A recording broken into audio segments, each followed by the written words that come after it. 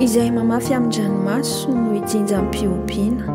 Salamo 4:7 mba hatakarantsika ny afatra ambara mpanao salamo dia andeha hiangana io sary anohatra ampiasaina eo amin'ny sehatra ny fambolena io.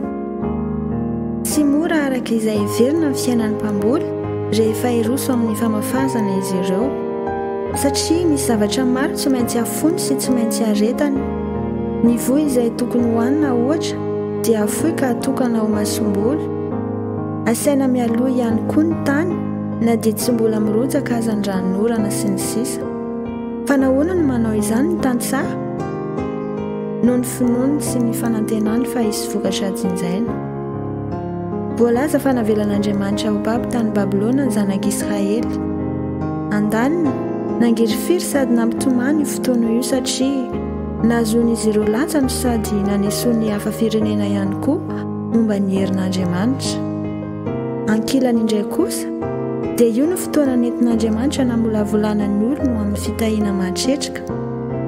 Mandalo zavatsarotra amin'ny endriny maro samihafa isika tsirairay, ka mety ho avy amintsika no nahatonga izany, na avy amin'ny tontolo manodidina antsika, na koa avy amin'ilay ratsy, ary mety ho avy amin'Andriamanitra mihitsy aza.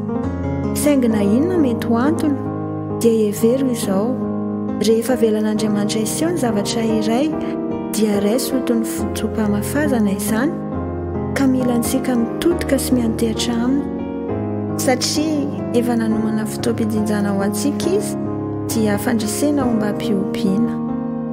Tompo, ampio izahay hanana faharetana ary fifantohana aminao na inona zava-mitranga. Amen.